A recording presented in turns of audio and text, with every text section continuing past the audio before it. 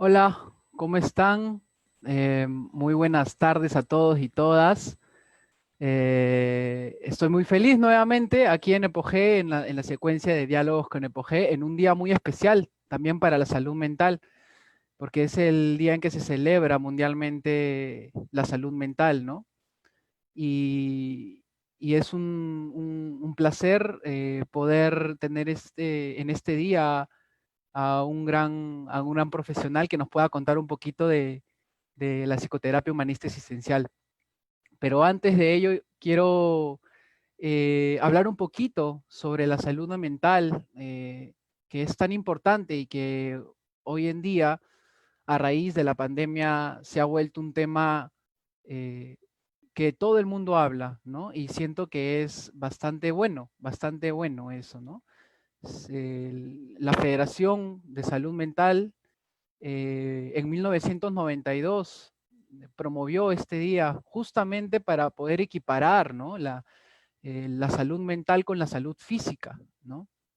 Y tras casi ya 20 años, aún la salud mental se necesita trabajar bastante, se necesita promoverla, se necesita más espacios, incentivar más espacios para poder, que haya más espacios para poder brindar una eficiente salud pública, ¿no?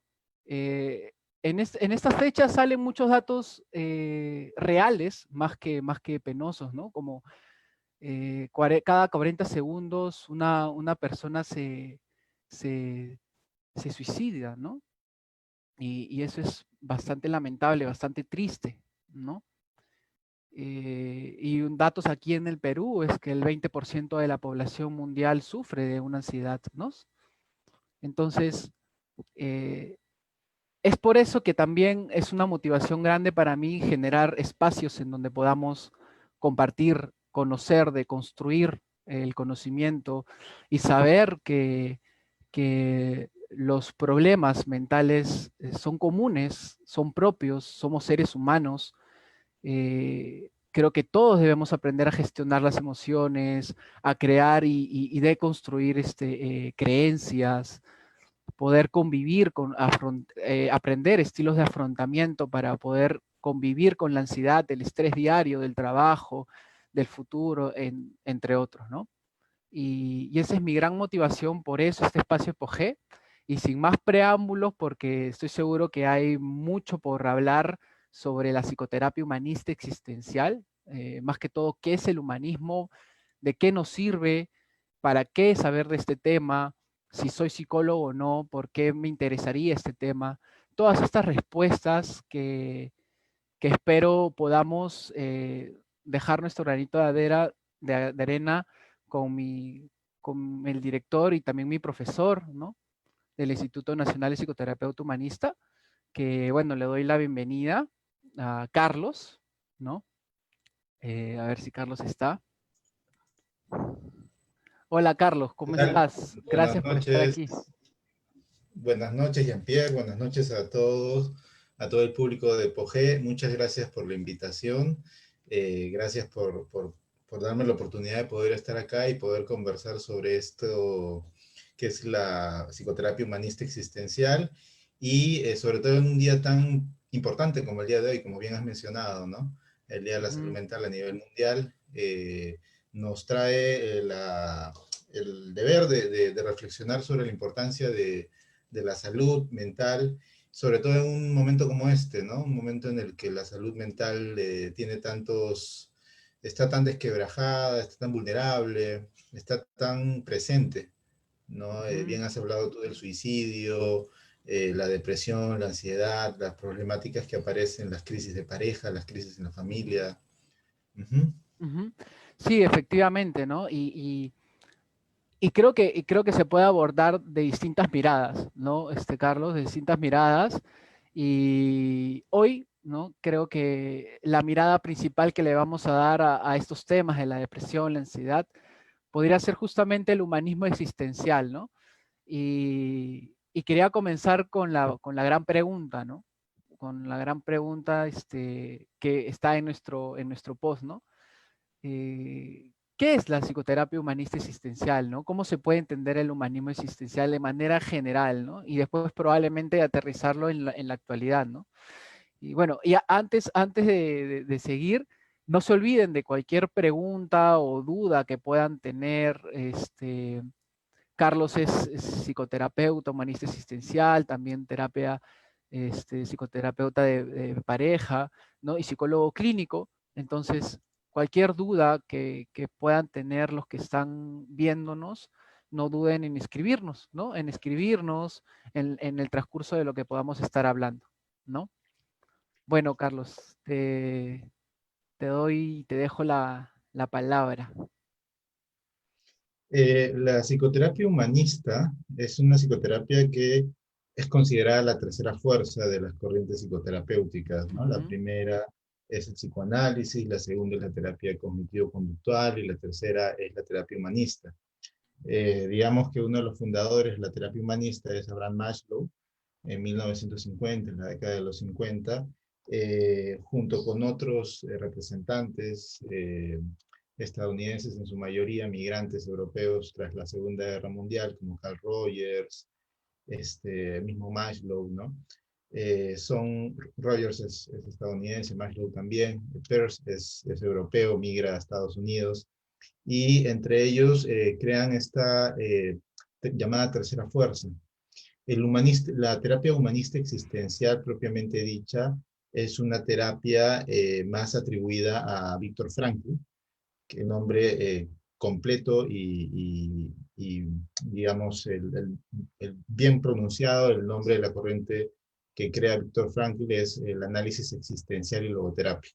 Entonces, esta parte de análisis existencial es una parte que Víctor Frankl desarrolla tras sus investigaciones en la filosofía existencial.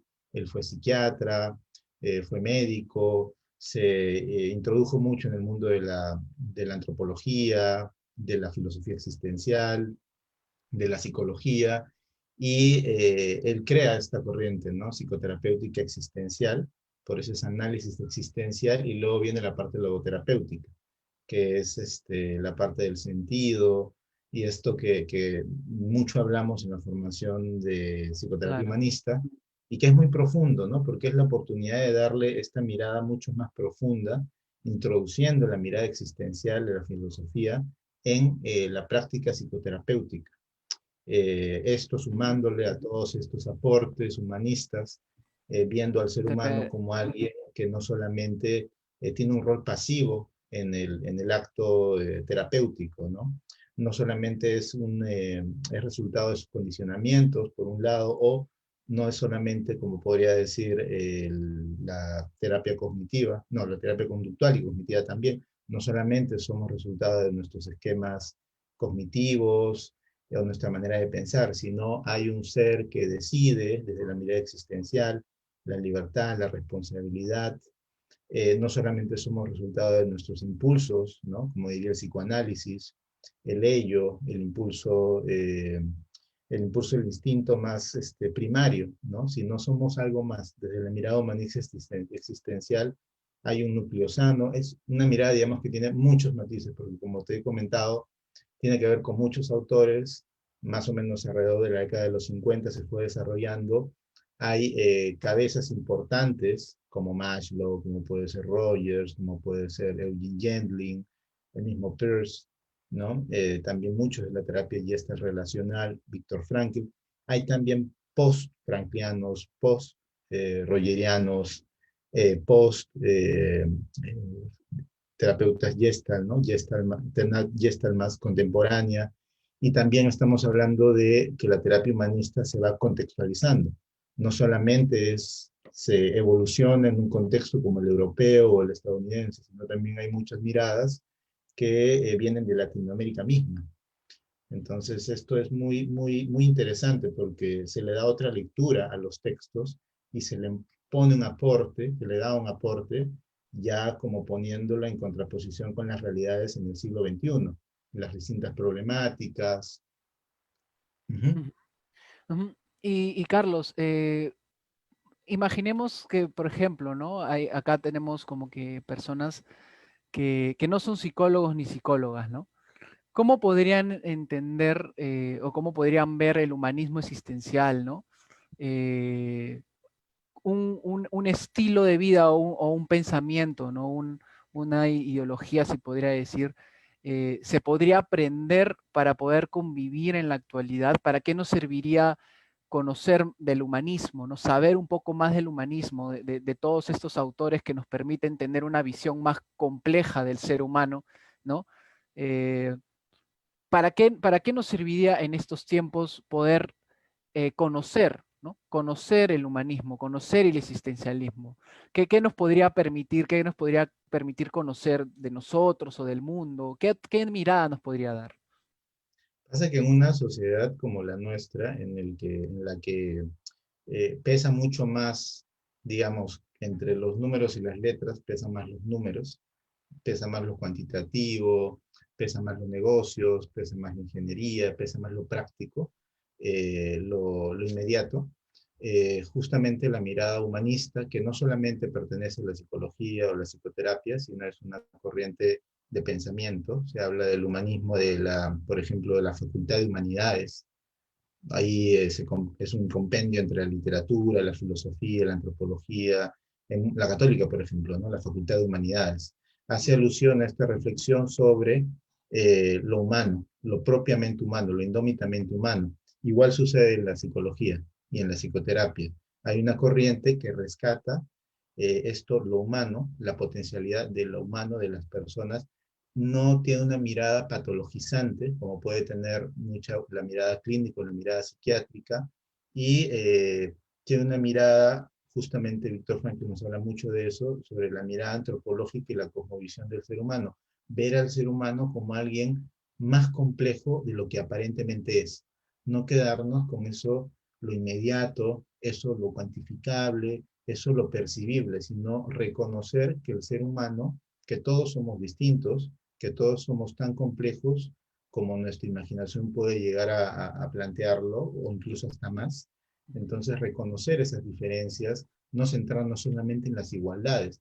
Ojo que también la sociedad misma, tal y como está constituida, nos centramos demasiado en las similitudes, incluso por términos prácticos, económicos, ¿no? El marketing, la economía, trata de ver similitudes entre los seres humanos.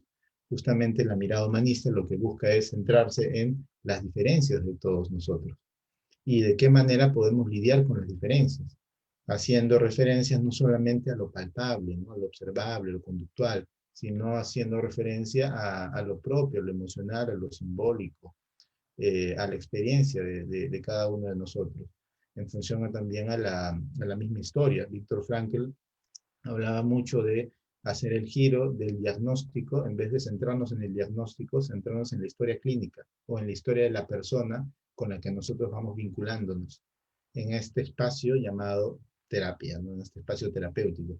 Pero esta mirada relacional puede ser llevada también a espacios fuera del ambiente terapéutico. Entonces, esto no solamente es una manera de abordar desde la psicología, desde la psicoterapia, esta relación terapeuta-paciente, sino en distintos vínculos relacionales, justamente la fenomenología, esto que nos trae como método de investigación de la experiencia del ser humano en el espacio terapéutico, tiene como, digamos, como uno de los conceptos más importantes, el nombre que lleva el canal EPOG, que es justamente lo que se busca, ¿no? Tener un acercamiento más real dentro de lo que se puede, entendiendo que el EPOG propiamente dicha, el poder acercarnos a otro ser, poniendo entre paréntesis absolutamente todo, no es posible, pero sí es posible poder reconocer, identificar cuánto nosotros, por ejemplo, podemos ir prejuzgando, haciendo juicios, interpretaciones de eso a lo que nos acercamos y poder ponerlo entre paréntesis, ¿no? Y acercarnos un poco mejor, un poco más como comprendiendo las diferencias que tenemos con el otro y más desde una mirada humana, más desde una mirada comprensiva, de una mirada entendiendo lo complejo, la complejidad del otro. Ujú. Uh Carlos, -huh. y por lo que mencionas, me va una pregunta, ¿no?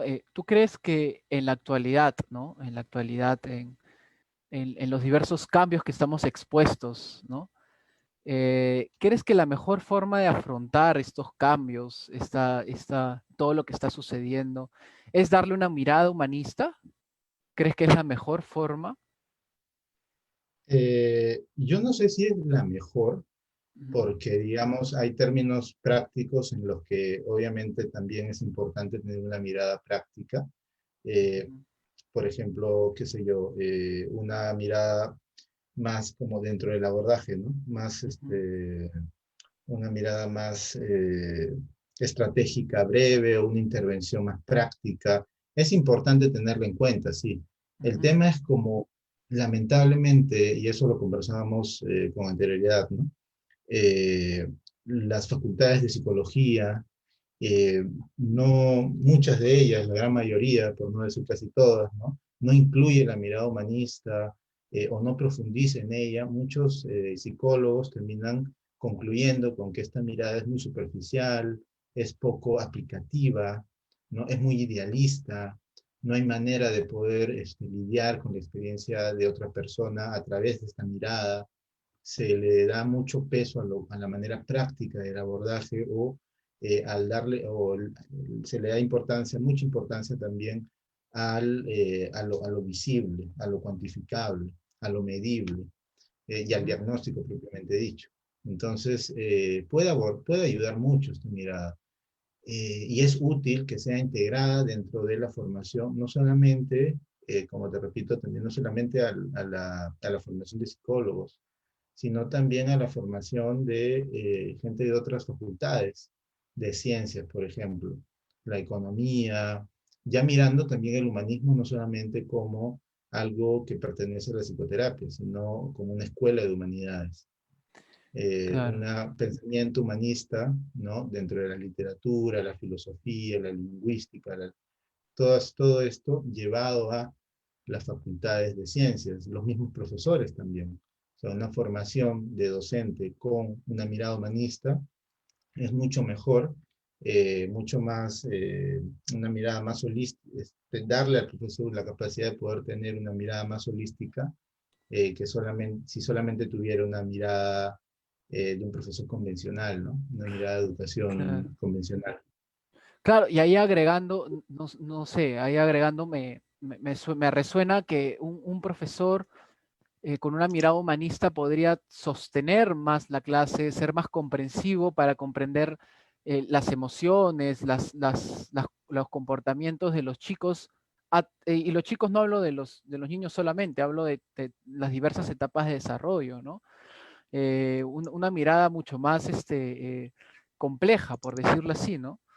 Entonces, esto, por ejemplo, acá me hacen una pregunta y creo que va por ahí también, de Joel Segura, ¿no? Hay maneras de Uh -huh. aplicar este enfoque, ¿no? Este enfoque que estamos hablando del humanismo existencial en ámbitos como, por ejemplo, las políticas públicas, ¿no? Con especial énfasis a la educación de la que estamos hablando y de la salud mental, ¿no?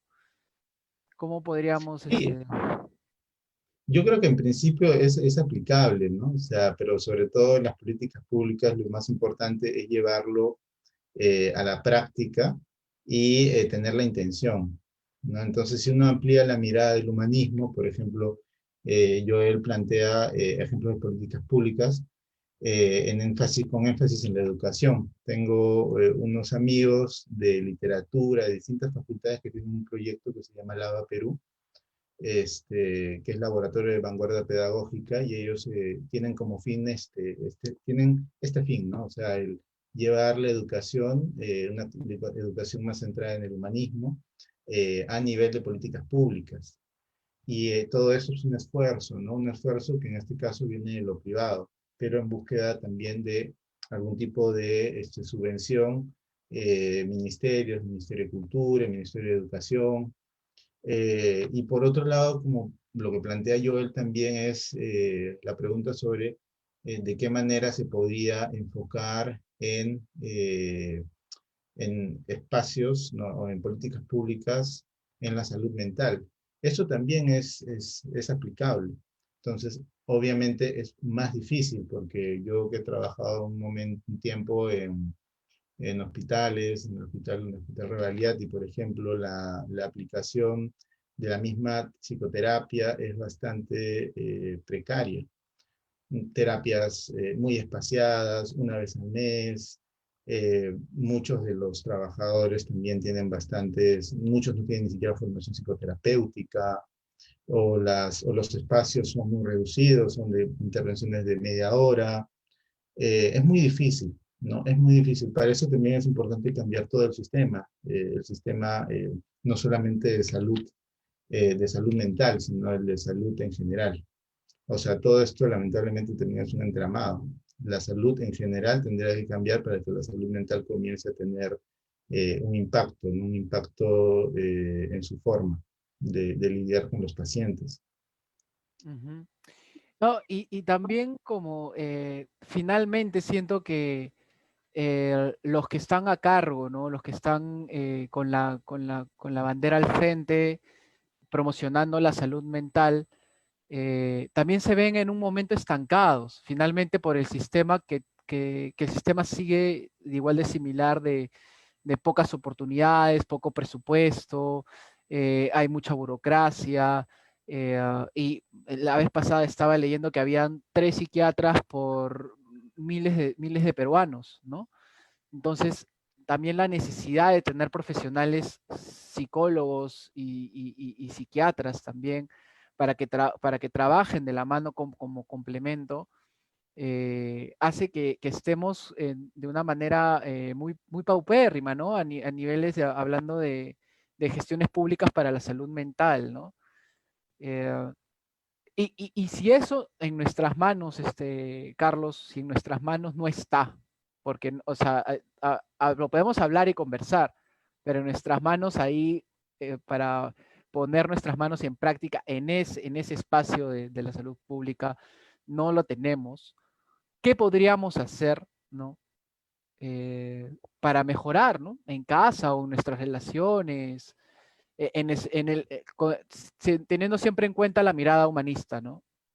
¿Cómo podríamos, qué podríamos promocionar o cómo podríamos dar validez a que la salud mental es necesaria, ¿no? Cuidar nuestra salud mental es necesaria, ¿no? Claro, o sea, sí, tu pregunta creo que tiene distintas respuestas, ¿no? La primera respuesta podría estar dirigida a los psicólogos que muestran algún tipo de interés hacia la psicoterapia humanista, pero a veces hay como una especie de querer ingresar, pero tal vez tener también ese prejuicio que las universidades o la formación psicológica a uno como que le van como introduciendo, ¿no? Entonces la idea sería para los psicólogos que ellos puedan informarse mejor sobre la psicoterapia humanista, sobre sus distintas vertientes, si es posible formarse también. Por otro lado, no solamente psicoterapia humanista, también pueden entrarle a psicoanálisis. Hay un cúmulo de posibilidades dentro de la psicología analítica, ¿no? Está ahí la psicoterapia analítica de Carl Gustav Jung, la psicoterapia adleriana, la psicoterapia freudiana, la lacaniana, dentro de las terapias contextuales, los cognitivos conductuales de tercera generación, hay también mil y un variables, hay muchos tipos de psicoterapia, lamentablemente solamente se le pone énfasis a unas cuantas. Entonces, la primera recomendación creo que podría ser que el psicólogo que pretende ser psicoterapeuta se forme en distintos tipos de miradas, ¿no?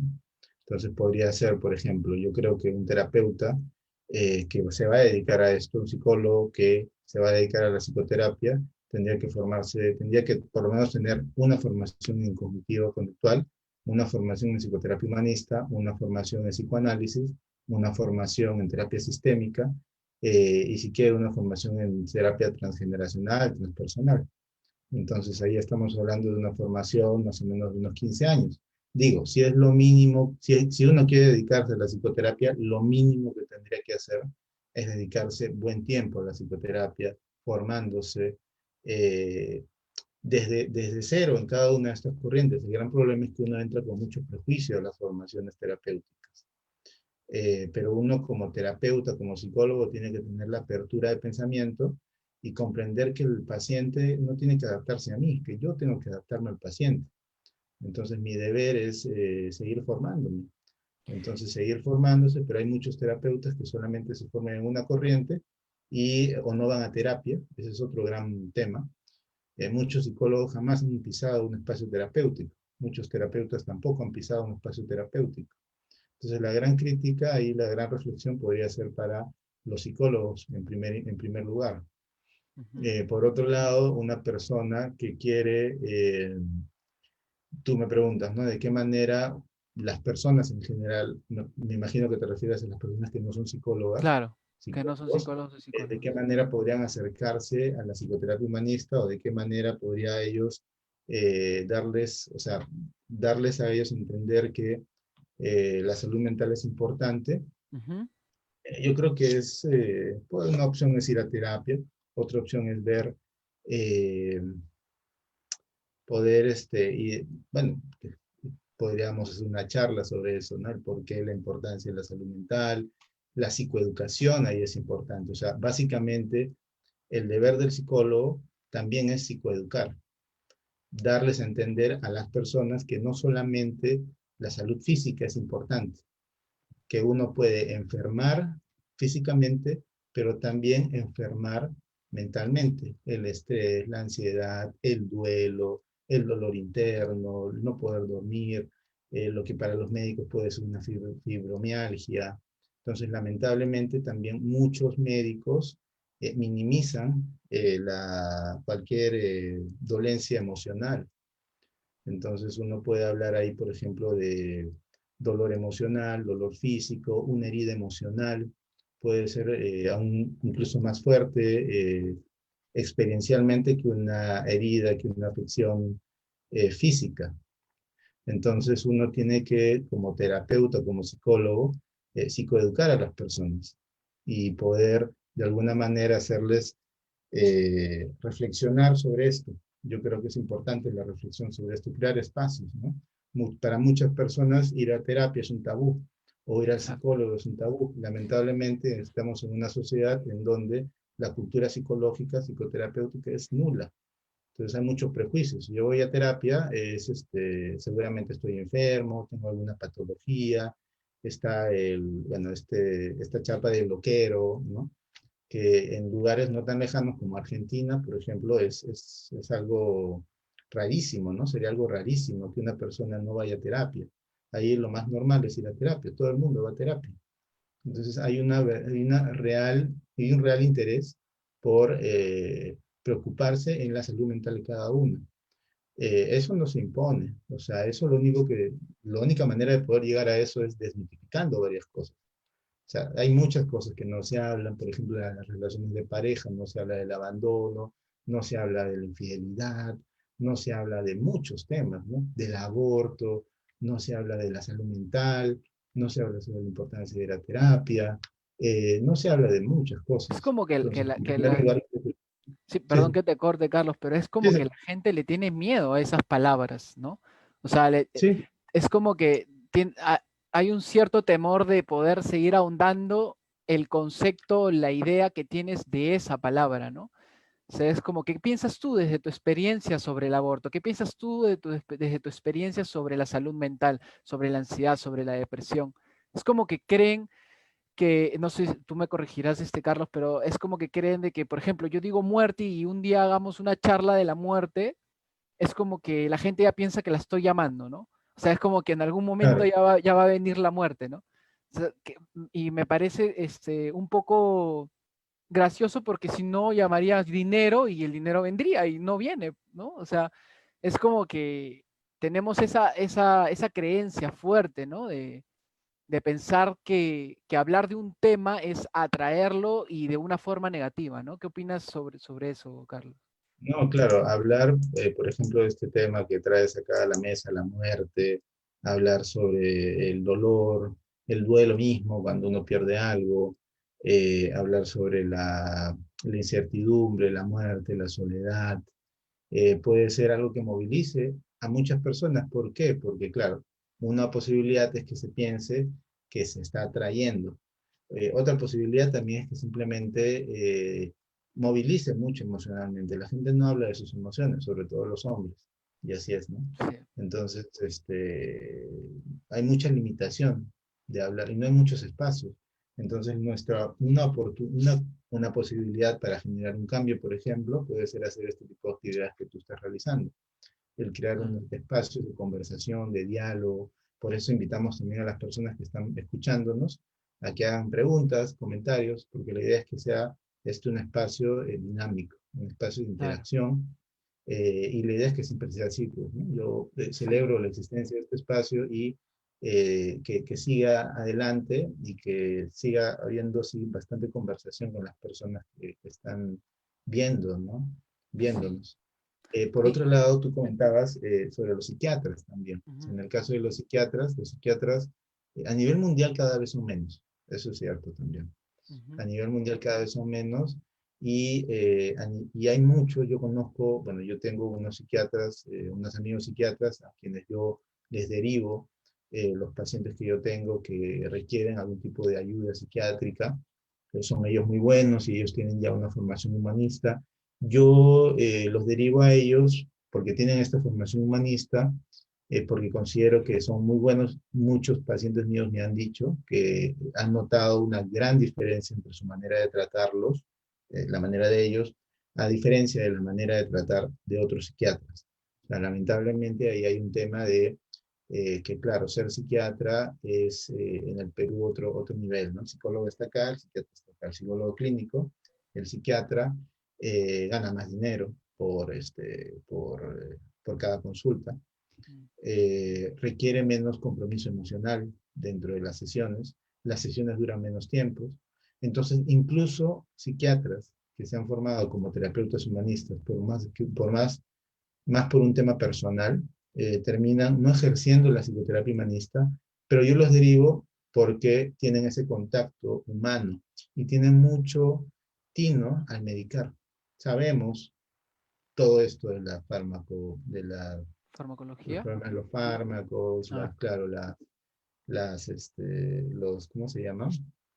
Bueno, todo esto, la los, farmacología que está, los eh, farmacodependientes, ¿quieres? la farmacodependiente, sí, no, pero todo el mercado de los fármacos, Ajá, a eso voy, ya, ¿no? O sea, ya, digamos, la búsqueda de muchos de promover el uso de fármacos por un tema mercantilista.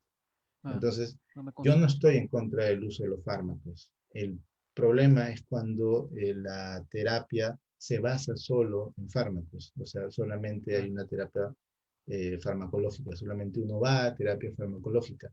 El gran problema es que la mayoría de personas busca una manera rápida, eh, indolora, ¿no? Y para mitigar esa molestia.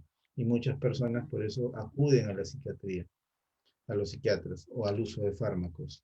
Muchos se automedican o muchos van al psiquiatra y el psiquiatra lamentablemente no escatima en acompañar este proceso farmacológico con una terapia para poder reconocer qué es lo que realmente profundamente le está sucediendo a esta persona. Entonces, la idea no es mitigar el dolor, la idea es tal vez con el uso del fármaco, si es que esto ya es un trastorno, si hay una un desborde, depresión ¿no? mayor, una ansiedad generalizada, poder mitigar esa sobrecarga de malestar, nivelar a la persona para poder trabajar terapéuticamente con esta persona y comprender que el trabajo es muchas veces muy variable. Entonces, ahora en una situación como esta, por ejemplo, deberes de los terapeutas podrían ser formarse en temas de trauma, otro, formarse en suicidología, trabajo del suicidio, depresión, ansiedad, algo que está muy presente en un momento como este. Formarse en terapia sistémica, es vital, ¿no? Claro. Entonces, muchos terapeutas no tienen una mirada sistémica, no comprenden que trabajar con el sistema es importantísimo. Mamá, papá, hijos, todo el sistema, ¿no? Es importante. Ahí es pasar de una mirada intrapsíquica individual a una mirada relacional sistémica, ¿no? Es parte de nuestra propuesta. Sí, claro que sí, Ujú. totalmente de acuerdo con lo que dices, Carlos. Bueno, vamos, hay varias preguntas, ya la gente se está animando a preguntar y qué bueno, muchas gracias por Bueno, eso. Gerard Ford nos dice, ¿no? Eh, Buenas noches, Jan, Humberto. Analizar nuestro entorno con el enfoque humanista nos hace ver las cosas de una manera más subjetiva o objetiva, en términos dicotómicos, ¿no? La subjetividad y la objetividad. ¿Qué podemos decir sobre eso, Carlos? eh, de manera subjetiva, O sí, sea, yo diría que dentro de la mirada humanista, si bien, por ejemplo, terapeutas como Carl Rogers, él se basó y realizó muchas investigaciones cuantitativas a lo largo de su vida para poder fundamentar el trabajo que él iba realizando y poder llegar a conclusiones como la importancia de la empatía, la aceptación incondicional, la congruencia dentro de la intervención terapéutica, cosa que ahora suena muy normal, ¿no? Uno diría, obviamente el terapeuta tiene que ser empático, tiene que ser congruente, pero en la década de los 50, del siglo XX, llegar a esas conclusiones y plantear esas hipótesis en un ambiente académico era motivo de risa, motivo de burla.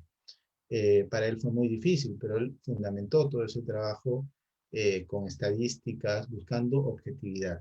Pero en general, la psicoterapia humanista, basado en este método fenomenológico, tenemos el método científico y el método fenomenológico, se basa más, tal y como plantea Gerard más en el trabajo subjetivo, ¿no?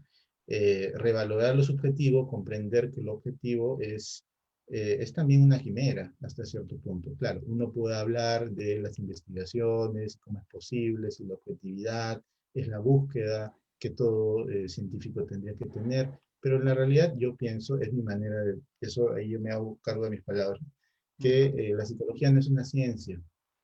¿Por qué? Porque es una ciencia básica, muchos quieren llamarlo así, y muchos investigadores me van a decir, ¿cómo es posible, no? Si la psicología es una ciencia, ahí están las estadísticas y el SPSS, pero se basan en la estadística, y en la estadística se basa en la economía, y de estadística los economistas saben mucho, y sabemos que los economistas no podrían decir que la economía es una ciencia, porque su nivel predictivo es muy bajo. Estamos hablando de un desarrollo más de ciencia social, ¿no? No hay predictividad.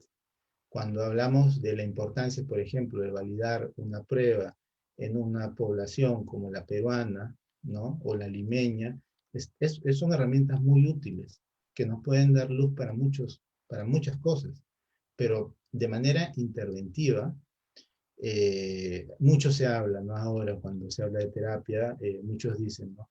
Hay que tratar de utilizar hacer intervenciones con, que tengan validez, se dice, ¿no? Que tengan validez. Que validez, tengan validez se confiabilidad. refieren a validez, sí, a validez como validez de estudio. Pero la realidad es que más que validez, que es importante estar siempre atentos a las investigaciones últimas, pero más que eso, más importante que eso es la experiencia del consultante. Entonces, la experiencia del consultante y la experiencia personal del terapeuta. Que el terapeuta pueda tener un buen trabajo personal, que realmente vaya a terapia, que tenga que se pueda ver el mismo, la fenomenología ayuda muchísimo, que esté bien formado, que tenga criterio, que piense. Muchos terapeutas no piensan, solo repiten. Muchos terapeutas no piensan, muchos terapeutas solamente defienden la postura de otros, y que también se centren más en la experiencia del consultante. Y con eso no quiero decir que acepten todo lo que el consultante dice, sino que comprendan que el espacio es un espacio sanador, tiene su propio proceso de terapia, independientemente del enfoque en el que están. Muchas personas lamentablemente más buscan comprobar las hipótesis que tienen que ayudar al consultante, ayudarla a que esta persona pueda poco a poco darse cuenta y confiar en el proceso también. Entonces, parte de la terapia humanista, parte de uno de los conceptos que plantea es el confiar en el consultante, confiar en su potencialidad, confiar en que hay una parte de esa persona que quiere estar bien y por eso acude a la terapia, confiar en la relación, ¿no? Todo esto que hemos ido viendo en la terapia y tú bien sabes que hay muchas herramientas que pueden ayudar a que la persona pueda darse cuenta. La mayoría de pacientes de un terapeuta no tienen trastornos graves, ¿no? No estamos hablando de que la mayoría de personas vienen con un trastorno de bipolaridad, con un trastorno. Ya si uno quiere trabajar un tipo de psicopatología en particular, tendría que formarse, tendría que ir y formarse en esa patología en particular y poder así tratarla. Entonces, Claro. pero muchos pacientes van para problemas que merecen ser tomados o tratados como desde la mirada humanista. Sí, claro. Carlos, sí, Sí, te escucho. se había puesto en pantalla. Sí, Ujú. efectivamente, efectivamente. Yo creo, agregando a lo que mencionas, creo que la subjetividad está muy desvalorizada, siendo seres humanos y los seres humanos somos subjetivos, ¿no?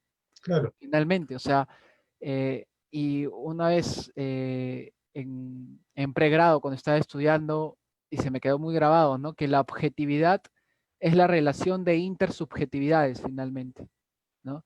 O sea, eh, es un acuerdo científico, han usado un método científico, pero así, por ejemplo, es un tema sumamente polémico, ¿no? Sumamente de poder, más que todo, ¿no?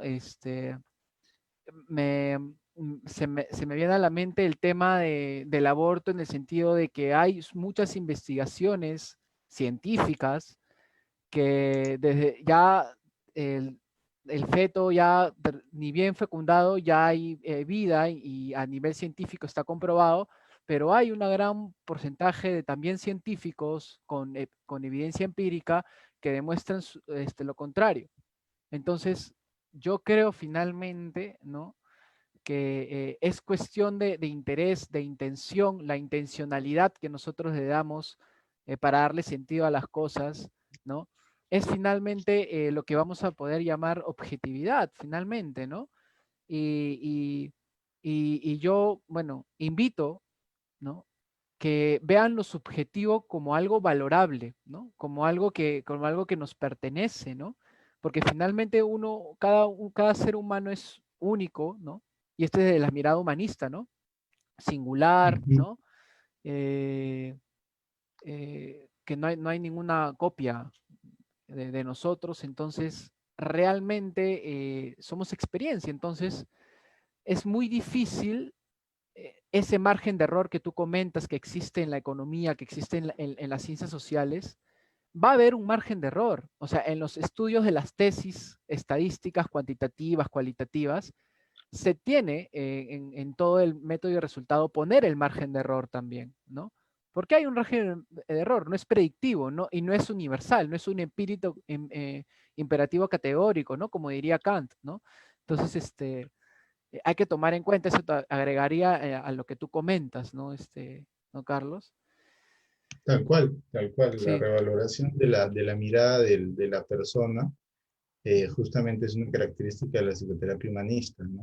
El regresar a la persona, ¿no? O sea, ahí tenemos mucho en cuenta la mirada de Heidegger, por ejemplo, ¿no? Con la fenomenología, el regresar a la reflexión sobre ese ser que se pregunta.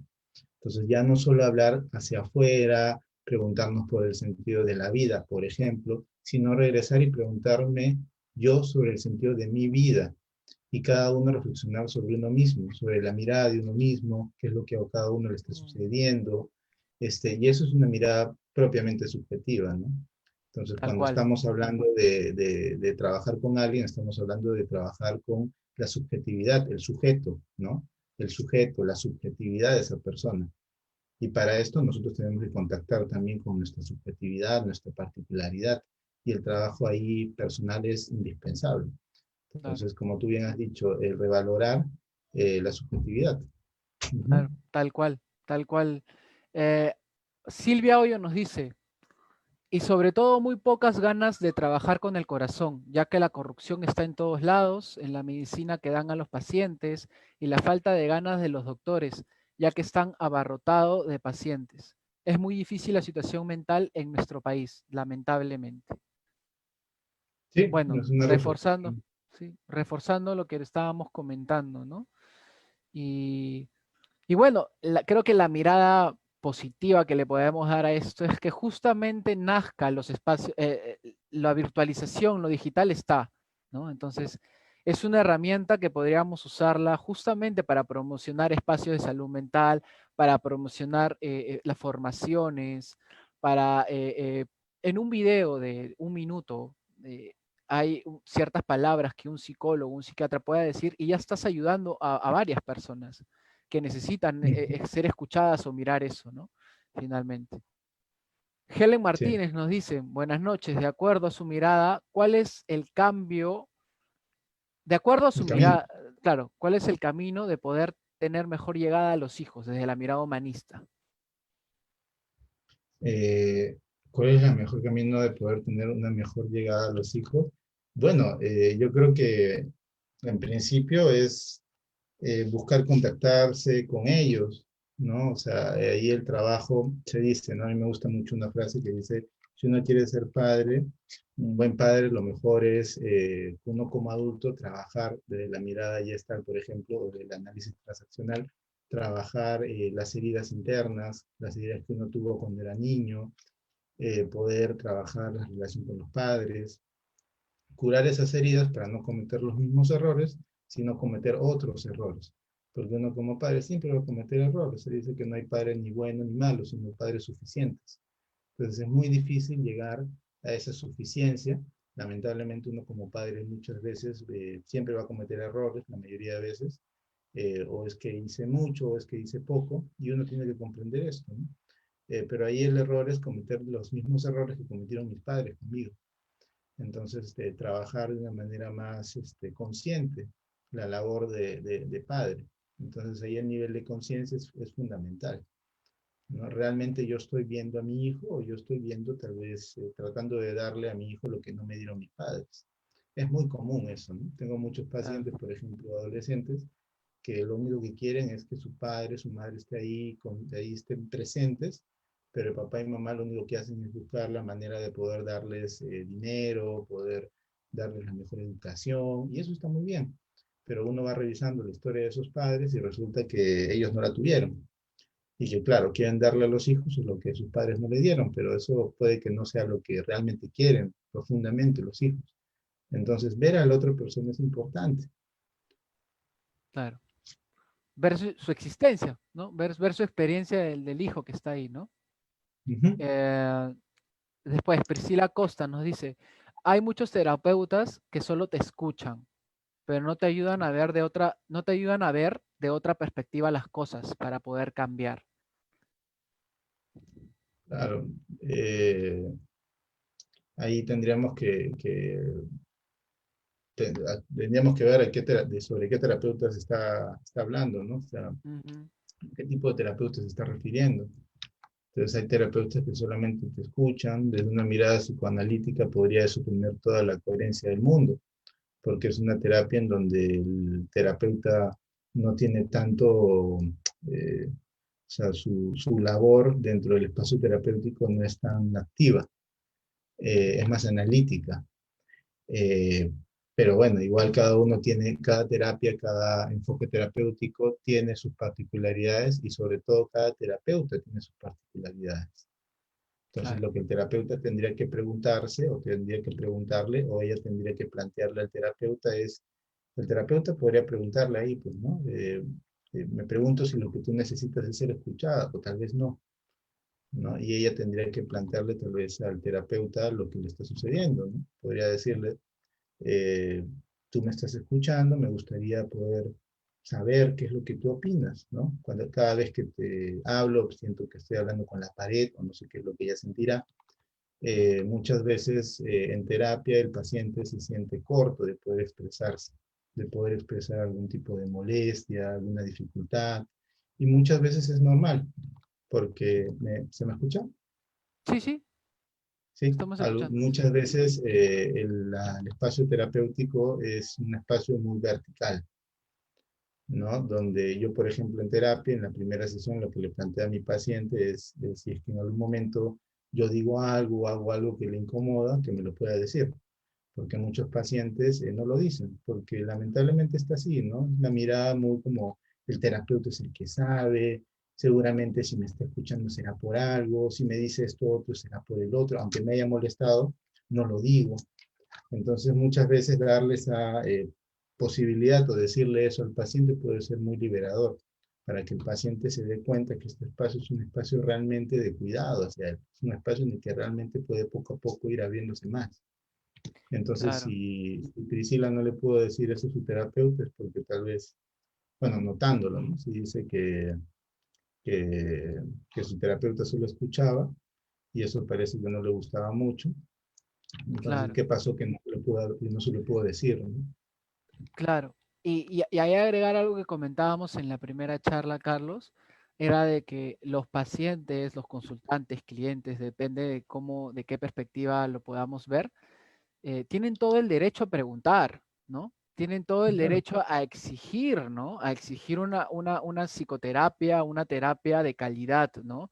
Y preguntar de qué perspectiva es, por qué me está diciendo esto, por qué no me estoy en desacuerdo con lo que estás diciendo, me parece que no me está sirviendo esto.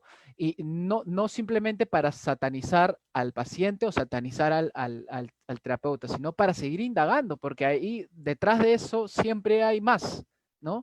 Es más profundo el tema, ¿no? ¿Qué opinas sobre ello? Yo creo que es así. Sí, tal cual, yo creo lo mismo. Yo creo que más que exigirle al terapeuta es poder abrirse. O sea, pero también es la labor del terapeuta poder plantearle dentro de esto, de esto que muchos, los terapeutas le llaman rapport no, la alianza terapéutica, la parte primera, el encuadre, ¿no? Dentro del encuadre está poder identificar en qué posición se encuentra el paciente. Se dice que el paciente básicamente cuando llega a terapia llega con dos problemas, ¿no? Un problema es el motivo por el que va a terapia y muchas veces para muchos pacientes es todo un reto ir a terapia, siendo tal vez la primera vez que van, Y, con mucho per- miedo, o una segunda, tercera vez después de una primera, una segunda experiencia muy mala con los terapeutas, después de mucho esfuerzo vuelven a ir a confiar, a buscar confiar en un terapeuta. Y los terapeutas, muchos están como atendiendo a 8 o 9 personas al día y muchos se automatizan. Y ese es el gran problema, cuando te automatizas y ves a un paciente como si fuese uno más, ¿no? Y hay muchos terapeutas así, sobre todo en el Seguro Social. Entonces, darse cuenta que el terapeuta básicamente, que el paciente básicamente tiene dos problemas, ¿no? El primero es el motivo por el que llega, con mucho miedo muchas veces, y el segundo es tener que hablarle a una persona que no tiene ni idea de quién es, o sea, tú, o yo, o cualquier terapeuta que nos está viendo. Entonces, el terapeuta tiene el deber de poder identificar eso y poder hacer de la primera sesión la mejor experiencia con este paciente, para que este paciente realmente identifique que esto le va a servir, identifique que esto es un espacio cálido, un espacio humano, y justamente ese es el aporte de la psicoterapia humanista. Entonces es el poder darle a esta persona la experiencia de que realmente está bien, está siendo vista, pero no una experiencia fingida, sino una experiencia real. Nadie quiere a un terapeuta que busque simpatizar, esta diferencia de empático y simpático que hace Rogers, sino un terapeuta real, un terapeuta que no finja. O sea, eso es lo ideal, ¿no? Y para eso el terapeuta, el psicólogo, tiene que trabajar sus temas. Es, claro, tal es cual. básico, ¿no? Ujú. Juan María nos dice qué interesante lo que mencionas. Muchas gracias, Juana María. Gracias por estar aquí. Bea Segovia nos dice, buenas noches, me parece una muy buena iniciativa hablar sobre este tema y en efecto la psicoterapia lamentablemente es precaria en el ámbito hospitalario. De igual forma para con los profesionales de salud cuya presión es más grande por la coyuntura. Una capacitación para profesionales de salud debe ser prioritaria. Soy nutricionista y priorizo mucho la psicología en mis pacientes y sería necesario lograr alguna iniciativa en capacitación para los profesionales de salud sobre cómo abordar situaciones con respecto a este tema. Yo creo, antes de darte el pase, Carlos, que qué terrible que la psicología y la filosofía no estén en el plan curricular de los colegios, ¿no? O sea, tengo entendido que antes, hace mucho antes sí estaba, pero qué importante tener psicología y filosofía como curso, ¿no? Como curso Mm, porque es transversal, ¿no? Es un aporte para tener mayores estrategias humanas, para poder mm. intervenir desde cualquier profesión. En este caso, Bea Segovia nos comenta, ¿no? Cómo ella necesita una capacitación psicológica para poder abordar mejor y tratar mejor a sus pacientes, ¿no? Sí,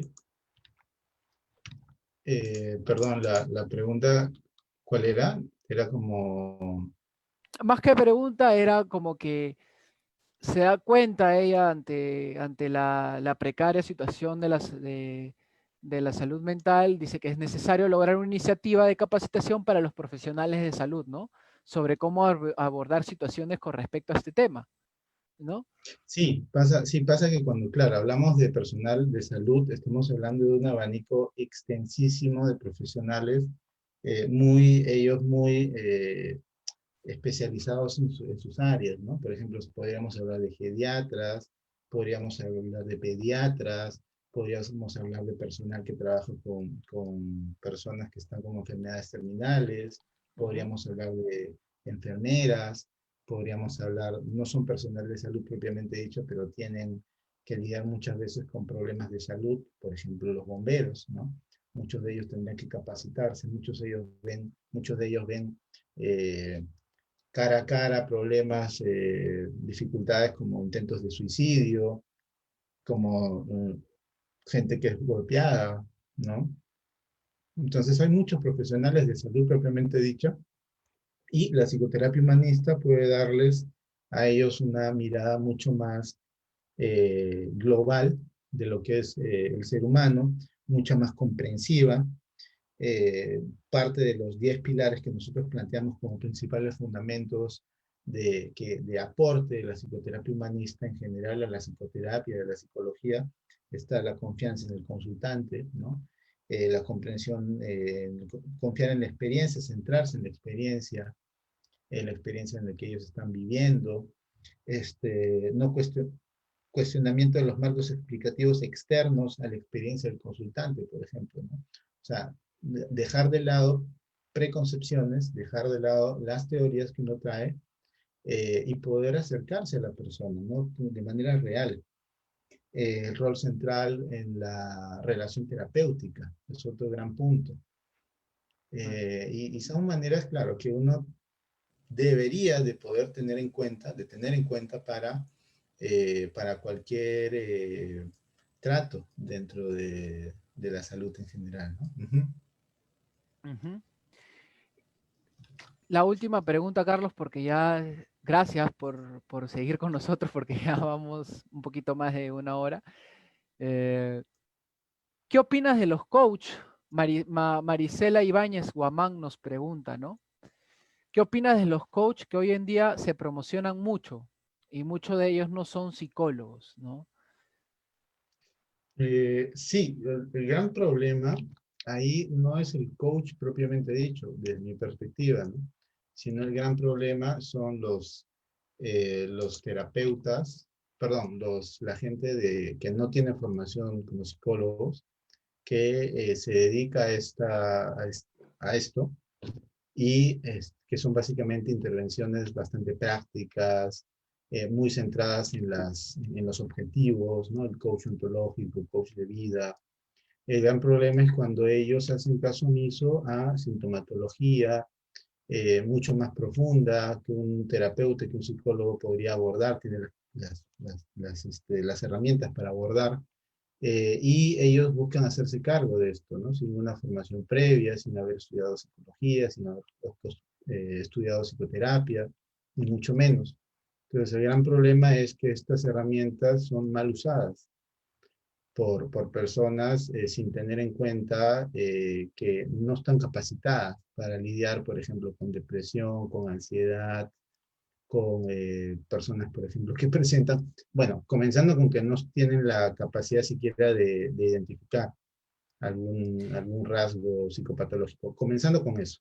Ese creo que es el Pero gran, sí, el sí, gran Carlos. problema es ese. Pero el Ah, problema no son los coaches, porque un psicólogo, psicoterapeuta que se forma en coach ontológico o coach de grupos, por ejemplo. Imagínate un psicólogo que se ha formado en claro, psicoterapia y luego trabaja, por ejemplo, en psicoterapia deportiva y con un equipo de fútbol va a trabajar un coach de equipo, o es psicólogo, se ha formado como psicoterapeuta, luego se está dedicando al área de desarrollo social de una empresa y comienza a trabajar el outdoor training desde un enfoque de coach de grupo o qué sé yo. Entonces, ayuda, o coach de vida, ¿no? O coach ontológico. O sea, son herramientas que ayudan porque la estructura es útil, ¿no? Es muy práctica, es muy centrada a objetivos en concreto, ¿no? Concretos, pero, bueno, y no es el problema el coach, el gran problema es la gente inescrupulosa. Ahora, un psicólogo, psicoterapeuta que estudia coach no necesariamente va a hacer bien su trabajo. Ese es otro tema, ¿no? Entonces uno supone que porque es psicólogo, bueno, entonces los psicólogos deberían dedicarse a esto o a aquello. Pero el gran problema es que los psicólogos tampoco están capacitados muchas veces para, va a sonar feo lo que voy a decir, pero no están capacitados para nada. Entonces hay muchos psicólogos que son peores que cualquier persona, ¿no? En temas de criterio. claro, Y es así, ¿no? Entonces, lamentablemente, yo creo que algo fundamental tendría que ser que los psicólogos pasen por un proceso terapéutico, que pasen un filtro, ¿no? Sobre claro, todo los que se van a dedicar al área clínica, al área terapéutica. Pero no hay ningún claro, filtro ni en la universidad ni post-universitario, ¿no? O sea, para ser, por ejemplo, parte del colegio de psicólogos tampoco hay un filtro, ¿no? Para ejercer la psicoterapia tampoco hay un filtro. Entonces, no hay reguladores. claro, Pero ahí en una situación como esa, el regulador tiene que ser uno mismo, claro, no abandonando el compromiso con uno mismo y con los pacientes. O sea, el compromiso con los pacientes es seguir formándose, es no cerrarse a una mirada única. Y la psicoterapia humanista es una de las 4 o 5 corrientes más importantes de la psicoterapia. Entonces, no dejarla de lado, tenerla en cuenta, creo que es un deber que tenemos, ¿no? Los terapeutas humanistas, los terapeutas que nos interesa, a quienes nos interesa este enfoque, incluyendo también, y por eso me parece muy bueno que crees este espacio, ¿no? Y a las personas que sí. nos han estado escuchando, me parece muy bueno que se interesen en este enfoque y que, bueno, si les interesa, igual seguir difundiendo. Ujú. Claro, sí, efectivamente, tal cual. Y agregando solamente a lo que mencionas, Carlos, justamente, si no hay reguladores, en realidad el regulador eres tú mismo, ¿no? Ser responsable de lo que vas a consumir, por decirlo así, por usar esa palabra, ¿no? Acá no, creo que no hemos dicho que para nada y que no se entienda que los coaches son malos y mejor es la psicología o la psicoterapia, ¿no? Hay muchos abanicos, muchas formas de dar ese tipo de servicio emocional, ¿no? De bienestar. Entonces creo que radica en ti también buscar, ¿no? Buscar, informarte qué es lo que vas a recibir, ¿no? La vez pasada estábamos viendo, ¿no? Tú puedes ser asesor psicológico y consejería, pues bueno, eso es lo que vas a recibir, ¿no? Y tienes todo el derecho y el deber a la vez preguntar qué es consejería y asesoría psicológica, ¿no? en qué momento está ya el corte y se convierte en terapia, ¿no? En qué momento solamente es coach, ¿no? Y me centro en objetivos y cumplir metas a largo y corto plazo, ¿no? O sea, todas esas cosas creo que nos compromete porque es nuestra salud finalmente. Es así como te dedicas el tiempo para, no sé, revisar los médicos que necesitas ir para tratarte a alguna enfermedad y quieres el mejor médico porque no quieres que te pase nada, pues bueno, así son las personas que se dedican al servicio de salud mental, ¿no? Busca también lo mejor para ti. Y lo mejor no significa en grados, en títulos, etcétera, ¿no? Lo mejor significa más que todo desde tu experiencia del humano, ¿no? ¿No? Creo que eso agregar nada más a Marisabela. Muchas gracias por la respuesta y felicitaciones por ilustrarnos en este tema. No, gracias Marisela por hacernos esa pregunta, ¿no? También Helen Martínez dice muchas gracias, los felicito, debería haber cursos en el colegio que fortalezcan la salud mental. Efectivamente, ¿no? Es algo que debería haber, ¿no? Gerard Ford nos comenta gracias por sus intervenciones, nos han hecho conocer un poquito más de este maravilloso tema. Felicitaciones. Gracias a todos los que han estado presentes, ¿no? En verdad es un gran placer poder crear este espacio, en verdad, y que la gente conozca un poquito más. En Epogé, yo siempre voy a repetir, hasta que dure Epogé, no se enseña, se trata de conocer más que todo, y que tú recojas lo que te da más sentido, ¿no? Lo que te da más sentido, lo que a ti te sirve como persona, y bueno, palabras finales, conclusiones, Carlos, muchas gracias por haber estado aquí, por darte este espacio y por brindarnos, por poder brindarnos todos los conocimientos que tienes y tu mirada también psicológica, humanista, ¿no?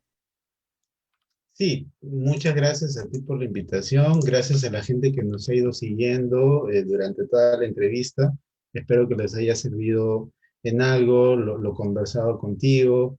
Si en algún momento quieren contactarse, ya tuviste al comienzo de la entrevista como a dónde más o menos podrían dirigirse. El Instituto Peruano de Psicoterapia Ujú, Humanista ujú, es un espacio que justamente busca promover la mirada de las distintas vertientes de la psicoterapia humanista, análisis existencial y logoterapia, terapia Gestalt, terapia centrada en la persona, terapia experiencial, focusing.